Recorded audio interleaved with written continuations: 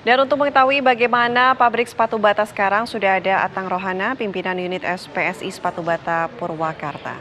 Selamat siang Pak Atang. Siang Mbak Vena. Oke, Pak Atang, mungkin begini, pemberitahuan akan ada penutupan pabrik ini karyawan taunya kapan? Apakah ada one man notice atau 1 bulan sebelumnya atau seperti apa Pak? Pemberitahuan itu sejak tanggal 2 Mei, Mbak. Oke, sejak 2 Mei. Tanggal 2 Mei kita dikumpulkan bahwa, iya 2 Mei. Ya, dikumpulkan apa Pak? Ya, dikumpulkan dari undangan manajemen bahwa dari pihak manajemen ingin bertemu langsung dengan karyawan tanpa memberitahukan apa yang akan disampaikan pada waktu itu. Dan alhamdulillah ketika dikumpulkannya hari Kamis tanggal 2 Mei itu kaget, mendadak perusahaan dari direksi langsung memberitahukan bahwa pada hari itu juga stop produksi. Dan kami langsung bergerak untuk mempertanyakan lebih lanjut dengan manajemen.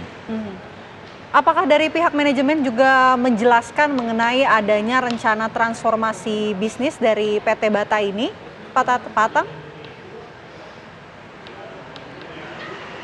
Ya, untuk sebelumnya tidak ada ketika kemarin terakhir kita mempertanyakan ke manajemen atas penjualan aset office yang di Jakarta itu, pihak manajemen tidak ada sangkut pautnya dengan PHK massal. Padahal kita mempertanyakan pada waktu itu di perundingan terakhir ketika selesai menjual aset yang office di Jakarta yang 6 lantai itu, perusahaan dan langsung direksinya mengatakan bahwa tidak ada arah ke sana, hanya untuk menutup utang piutang perusahaan saja waktu itu menjual aset yang office Jakarta itu. Oke. Pak Atang, pihak perusahaan terhadap karyawan menyampaikan apa terkait dengan penutupan ini? Alasannya? Alasannya pihak perusahaan dari 2019 sampai ketika COVID itu terjadi penurunan produksi, ketika sampai produksi berkurang sampai 2023 ini. Dari 2019 itu produksi kita hampir tertinggi. 2019 itu produksi kita 2,9 juta, sampai 2023 ini sampai 1 juta produksi.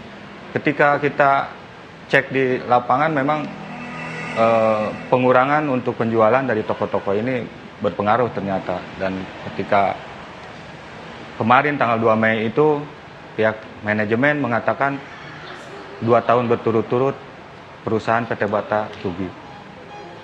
Oke, dan dengan keadaan seperti ini Pak Atang, pesangon untuk para karyawan, adakah penjelasan dari pihak manajemen? Kalau kami dari PC, TSK, SPSI dan berikut LBH-nya, ketika regulasi yang ada memang sesuai dengan ketentuan yang berlaku saat ini. Tapi ketika di PT Bata pada waktu tahun 2020 waktu zaman COVID itu ketentuannya memang yang berlaku 2013 yang memakai undang-undang regulasi 2003 itu. Jadi yang sekarang 1 PMTK, yang tahun dulu yang ada PHK massal itu tahun 2020 2 PMTK. Jadi kemarin ada sedikit yang harus dibicarakan dengan perusahaan. Tapi mudah-mudahan perusahaan saat ini bisa membuka untuk bisa lebih dari 1 PMTK meskipun itu sesuai regulasi, Bu. Jadi kami dari LBH serta PC, TSK, SPSI, PT Sepatu Bata Purwakarta sedang menunggu perusahaan mudah-mudahan bisa lebih bijak dan bisa memberikan yang lebih dari 1 PMTK ini. Oke, baik. Mudah-mudahan tuntutan ataupun apapun yang diinginkan oleh para karyawan bisa terwujud ya. Terima kasih banyak Pak Atang Rohana. Amin. Terima kasih, Mbak. Ya, amin. Makasih, Bu. Pemirsa, informasi lainnya pasti akan kami hadirkan untuk Anda usai jeda berikut ini. Tetaplah di Apa Kabar Indonesia Siang.